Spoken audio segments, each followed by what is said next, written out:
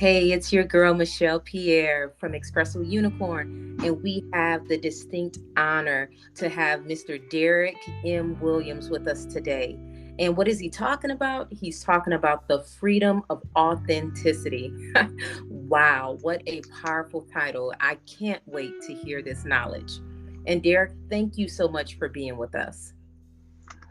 Oh, you're very welcome. Thank you so much for having me. It is an honor to be here, and I'm just grateful and very thankful for this opportunity, this moment in time, just to talk and share and just have a conversation. Perfect, perfect. All right, so let's jump right in. We want this to be a concise but a powerful podcast, and that's why you're our first one coming up for our podcast for Black Voices. Obviously, it is Black History Month, and so we definitely wanted to honor Black people who are out there just doing great things and often don't have the platform to share. And so that's why you were the number one choice for us to put on this platform. And so I'd love to hear a little bit about just who you are, a little bit about your life, your family, your job. Okay, well, you said it. I'm Derek Michael Williams. I'm originally from New Orleans, Louisiana. For any of the audience out there that's not familiar with New Orleans, I grew up in Kenner, Louisiana. If you ever fly out to New Orleans, you fly into Kenner. So that's the area I'm from. I'm a proud New Orleans Saints fan. I love my Saints. So who dat to all of the Saints fans is out there. And I currently actually live in Maryland. Recently retired from the Army after 23 and a half years of service, and I decided to stay out in Maryland. I have two amazing kids. My daughter, Donice, she's 22, and my son, Damaris, is 15. And my current job right now, after I retired from the Army, I became a government contractor, and I work in the chem bio defense acquisitions world. So that's what I'm currently doing right now. And that's it. That's me in a nutshell. Wow, 22 and 15. So you got to tell us about that. How's life that difference in age group? Yeah, well, my daughter, she kind of takes on a role as my son Damaris is. My daughter's Donice, and my son name is Damaris. Uh, yeah, Donice kind of takes on the definitely big sisters, 7 years apart. At the time, my wife and I decided, we was like, hey, do we want to have get a dog, or do we want to have another kid? So we decided to have another kid. Yeah, my daughter Donice, she's going to Morgan State University in Baltimore. She has dreams of becoming a movie director one day. So then my son Damaris is in high school. He went to his first dance, and that was very very emotional. I guess for me, not so much for him. He thought it was really cool, but yeah. So it's great having kids, and it's good that they're at the age that they are now, because I'm still kind of halfway young. So they'll be old and gone and taking care of themselves, and I can kind of go enjoy life too. So yeah, it's great. One of the greatest things, my greatest pleasure is being a father. So it's a good thing. Wow, that's amazing. That's amazing to hear. And one last thing, I guess I want to get on for your background. So you just retired from the military. Can you tell us a little bit about that? Yeah, in the military, I was serving as I was enlisted for 13 years in the chem bio field, and then after 13 years, I decided to become an officer in the Army, and I did 10 years doing that. So, and I've been to a few places. I lived in. I know one story I often tell people is I'm from New Orleans, and one of the first places I went when I actually left Louisiana was to Alaska, and I actually went to a skiing school. So I often say that I'm one of the only Black people from New Orleans who know how to ski, which is probably not true, but it's still funny. Yeah, and I've also lived in Okinawa, Japan. That was great. That was kind of like living on a resort. Very different experience. Very beautiful culture. I've spent some time in Colorado and Georgia, and then Maryland was my last stop, and I also was in Missouri too. So yeah, so it's been great. I really enjoyed my time in the Army. It kind of shaped, uh, gave me a lot of good attributes of who I am today. Kind of getting raised in the military. I joined when I was 19. I retired and I was 43 years old. So you imagine that's a lot of time, in the Army, serving our country. So I'm very proud of my service to our country, and it's kind of definitely It's who I am as I show up today. And it's just interesting for this to be Black History Month. And then knowing that I've dedicated my life to this country. So, yeah, so it's a very, very special thing for me. Yeah. First off, I guess thank you for your service. Thank you for the sacrifice that you've given to our country, and also just thank you for your passion about the things that you've done in the past, and that authenticity that we're talking about today. And so that kind of leads me into the next question about your passion. And so that title, as I've already mentioned, man, that's a powerful title, The Freedom of Authenticity. So, how does that kind of connect with your passions, and how do you show up in this space? Well, yeah, for me, the freedom of authenticity. I really have this strong passion for people, and when I say that, that can be very cliche, be a very cliche thing to say I have a passion for people, uh, but it's just my belief in who people are, and my belief in the gifts that are inside of all of us, and I believe that can be found uh, when we're being our authentic self. That's our unique gift that was given to us to give back to this world that we live in. When we come together and we collaborate, we have a conversation with someone, or you're willing to share your difficult times that you've had in life. That's your unique, authentic experience, your unique, authentic self, that can really change the life, change the lives of those that's around you when we're willing to be vulnerable. We're willing to show up as our authentic self. And that kind of just goes back to my strong desire and passion, just for people, but it's a little deeper than just the word people. It's kind of like what I just explained, and for me personally, recently retiring from the Army, and kind of navigating a certain space within my marriage, kind of going through challenges with my marriage. I had to do like a deep dive within myself and say, okay, Derrick, who are you now that you're outside of the Army? Who are you with the potential of, being in this marriage where you may find yourself not in the marriage? Who is Derrick? Who is that authentic person? So that kind of sent me on a journey where I started going to counseling. Like, started out as like mental health counseling, like, okay, what's going on with me? Like, who am I? And then with some challenges in the Army, navigating anxiety and navigating depression, I just wanted to kind of figure out, what's going on with me. And that kind of, it drew me back to, like, I guess the end before the beginning. It's like at the end I found, okay, if I can show up and be my authentic self, some of those things kind of go away, because the anxiety and the depression was kind of stemming from trying to be everything that people want me to be, but it wasn't who I authentically was, and I kind of got to a place where I just started living by the mantra of like, hey, when I have anxiety and depression, I just consider that my check engine light, and I want to pause and say, hey, what's causing me to have these emotions? What's causing me to feel these things? And it's all of those feelings, whether you're happy, you're sad, those are feelings that come and go, and they kind of signaling something that's going on in our lives. Like, so when we go to a comedy show and you're laughing, that's a moment of happiness and joy. And it's the comedy show is causing that, so if you find yourself crying, you stop and you cry, and you let those emotions flow out, being authentic within yourself. Not because we can kind of get into where it's almost like self-betrayal when you feel these emotions and you want to cry, but you decide, okay, I can't cry. Society told me I'm a man, I'm not supposed to cry. But it's like your body is dying on the inside because your authentic self, the authentic version of you, wants to let these tears out. And then we start living in a self-betrayal type environment, and so I kind of discovered that through counseling. So now I kind of always ask myself, okay, if you're feeling this anxiety and depression, check engine light is on. So is that because, hey, I decided to fail to prepare for an event? You have something big coming up. Did you just not, prepare for that event? Or here's another big one. Did you say yes to something that you really want to say no to? There's an event going on. There's a family member that's having a baby shower, something just that simple. And you feel like you're obligated to go because it's a family member, but you really want to say no. Your true self wanted to say no, but you felt, hey, I have to say yes. So now we have anxiety. We kind of dealing with, some form of depression or something because we're not being true to ourselves in that moment, And then another thing that I think it's important is always taking the time to mitigate our circumstances, and that's kind of like what I'm talking about with this, taking that time to to prepare yourself. Things don't always go our way, but we can always prepare ourselves for the best outcome. So that's kind of ties into my passion and kind of how I got there.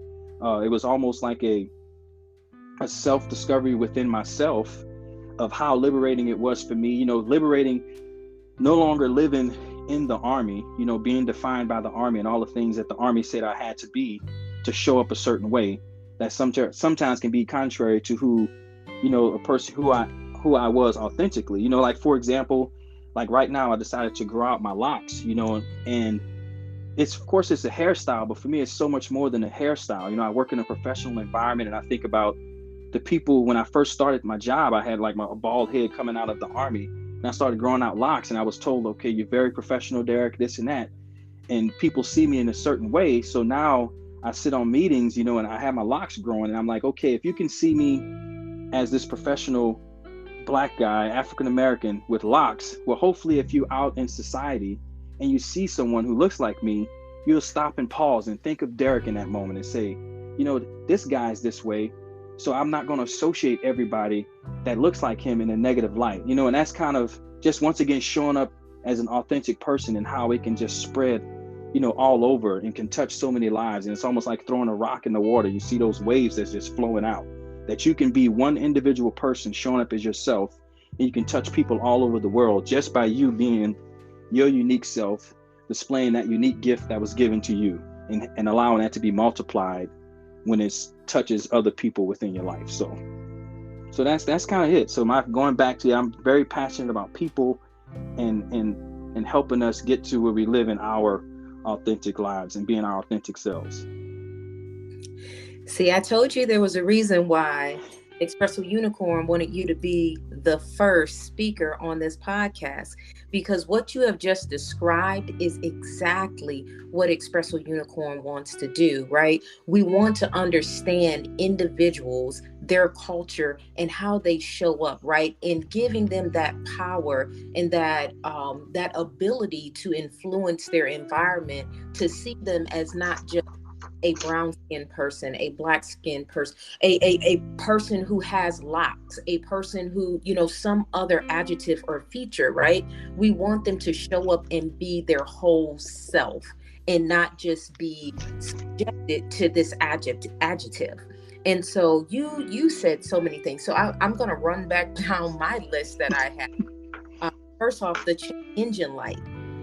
As it relates to that anxiety and that depression that sometimes comes in, and being able to take a pause, or at least to slow down long enough to realize what you're doing to yourself and the things in your environment, right, that is causing that check engine light to come on. That's powerful. And I hope someone picked that up when you put it down, but I'm saying it again just in case they didn't, so they can go and put that in their kit bag. Something else that you said, did you say yes when you wanted to say no? Do you feel obligated to be something that your heart is not in it, passionate about doing it? Because what happens in that space is then you do show up, but it's not all of you, because either you're pissed off or you're angry about being there, or maybe a little bit irritated, or depressed, right? So now when you show up in this space with people who wanted you to be there for a certain thing, you can't even give your full self in that space. So was it worth being there? So another question for people to kind of ask themselves. And then how to prepare ourselves for the best outcome. And so I think that's one of the things that we as a race, a culture, right? I don't know if we truly do that as much as we should. Preparing yourself for the best outcome. And so that, if you can kind of pull that apart a little bit more, I'd love to hear kind of your thoughts of how do you help people, I guess, wrap their mind around this space of preparing yourself for the best outcome. Yeah, I can definitely do that. I think the first thing is understanding that there's risk in everything that we do. uh, and we can. And it's, I mean, the simplest thing is just telling yourself, I'm hoping the best thing happens, and understanding in the midst of hoping the best thing happens, the best thing may not happen, and being willing to continue to try and try and try again until you get the best outcome. Because I know for myself, I can get to a place where I'm not really a person to think that the worst thing is going to happen. I guess I've tried to practice it so much that I'm almost like, when something good doesn't happen, I'm like, okay, why didn't something good happen? Like, simply put, I'm a person, I try to be practical and like things where people can understand. If I go to a rental car place, every time I go, I'm thinking, okay, I'm gonna get a free upgrade. It's just how I'm thinking about things, and it's not being like naive. It's just, that's a small opportunity to practice that habit, because it's like developing a habit.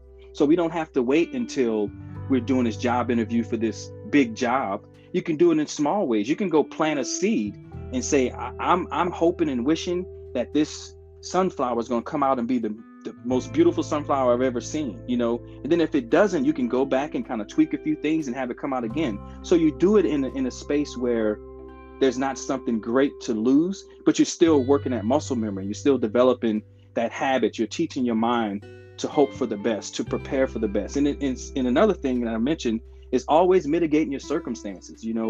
Make sure you take the time to prepare yourself. If you go in and you have to take a test, you have to do a job interview and there's questions, make sure you spend some time preparing yourself for that opportunity. And when things may not go your way, you can walk away with peace of saying, I prepared myself, I mitigated my circumstances, and there's things that's out of my control that I just simply can't control, but at least you honored yourself. You was authentic with yourself.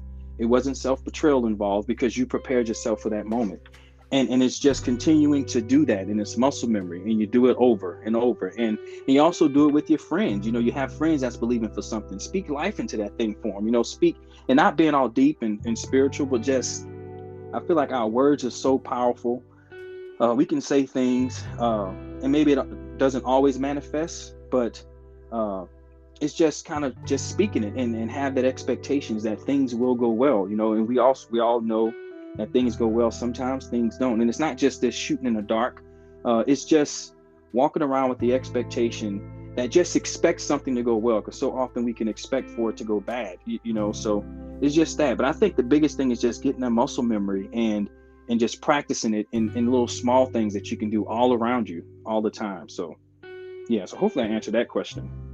Yeah, you did, and that's a good word. And thank you for wrapping it back around to say that, hey, it doesn't, just because you're thinking it, just because you're building that muscle, doesn't mean that 100% of the time that it's going to work out in the way that you want it to work out, right?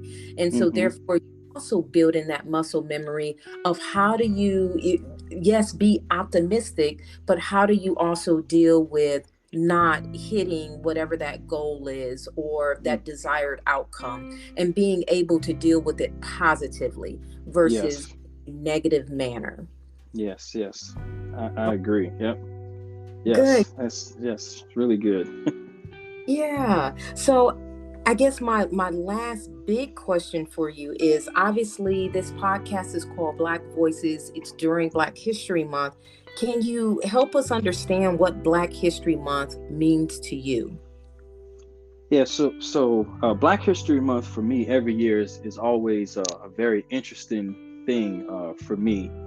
I oftentimes, I see a lot of my friends posting different things about, maybe some of the great inventors that were Black, and, some of the great educators, and, in the military community, some of the great generals, or just everybody that's doing different things. But oftentimes when I see that, it's someone who looks like me that's posting it. It's like we're teaching each other, we're celebrating each other of who we are, our ancestors and everything they did for us.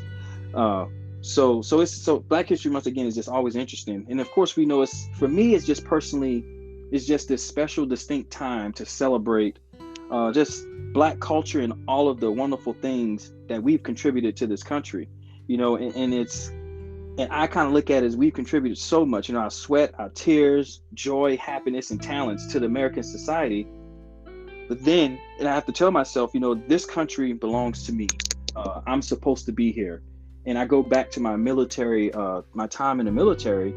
I could give you an experience that I had the first time I went to the African American Museum in DC. And I remember going, and at that time I was a company commander, and just in the community of being in the Army, there's not a lot of people, that look like us. And there is, but it's just like in leadership positions, a lot of things have changed. And I went to that museum and I saw like really the things that our ancestors went through, the amount of money that was made off of free labor for America, for this country, the country we live in. And I thought I would leave that museum upset. And I actually left that museum like with my chest sticking out. I was like, I'm a black man in America in the Army, having success. God, my ancestors, I'm so thankful for them. I'm so thankful for the deposits that they placed. And when I show up, and it was like when I showed up at the next meeting, I felt like I had a whole like squad with me, like a whole group of ancestors behind me. So if I stumbled or different things, it's like, it's okay. You got people behind you cheering you on. So it's that part of Black history where it means to just continue to celebrate and remind myself that I belong here, and I was meant to be here. And I have an opportunity to show up as me. It's kind of going back to the authenticity. I have an opportunity to show up as me because they once were, our ancestors once were. They went through all these different things. So Derrick, continue to show up as yourself. And when Black History Month comes, that's your reminder, during that moment, if you've swayed one way or the other, that look, show up as yourself. You're Black. You belong here. You're supposed to be here. That's the, like, it may not seem positive. That's the positive side of it. And then there's the other side of Black History Month that's not so great for me. And it kind of leaves me as a reminder that, institutionally, I'm not sure America has fully accepted, who I am, who we are, just from an institutional standpoint. And a very obvious reason of that is just looking at the justice system. Like on the outside, a lot of things appear to have changed, but when it comes down to the institution, the things that judge us when we make a mistake, or when we find ourselves not even making a mistake, when other people make a mistake and we're the victim of that, the justice system continues to remind me that you're just Black. You're just another Black person, so it's that challenge of it too. So, and we have this Black History Month. When does Black history become American history, where we just celebrate it all the time? And I'm not saying that from the standpoint of things haven't changed, because it has. Things have changed a lot, and I haven't experienced many things that the people before me had to experience, but this is my unique experience. Going back to authenticity, this is my authentic, unique experience. So nothing can be taken away from me just because I didn't have it as hard as my ancestors. This is my experience that I'm experiencing. So those are the two things. It's like a proud side of celebrating who I am, being thankful for the opportunities I have because of the people who have come before me, who sacrificed so much, sacrificed their lives for me to just, be in the military and have an opportunity to serve our country. And then I kind of stamp that with, I've given 23 and a half years of my life to this country. So now when I show up and I see another person like me, you don't have to join. I did the military for you. We've done this together. So many people are with me. So that's kind of what it means to me, where it's a celebratory time, and then it's also a reminder time as well of just some of the work we still have left to do. So, and that was beautiful and very, very knowledgeable, I would say. Because just hearing from the aspect of the museum, which it took a long time to get that museum in DC, but I'm so happy that this country decided to do that and to tell the story, or allow the story to be told, of our ancestors. But as well as what you said is also true, right? As we think about some of those institutional challenges that we still have, though, yes, things have gotten better, but definitely things can be even better. So I appreciate you kind of breaking that down for us and helping us understand kind of that duality of your mindset of Black History Month. So thank you so much. And so I guess I'll just leave it here. I am extremely happy that I could be the one to interview you for Espresso Unicorn.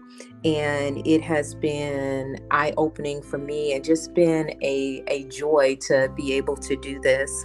And so I'd love for you to leave our audience with any type of advice that you could possibly leave to help them find that freedom of their own authenticity, which can sometimes be a challenge depending on the space that you're operating in. So I'll leave it to you, Derrick.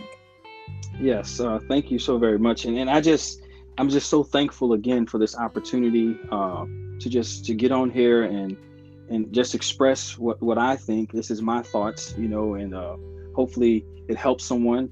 And I would just leave by saying, on your journey to showing up as your authentic self, there's three things I think that's very, very critical.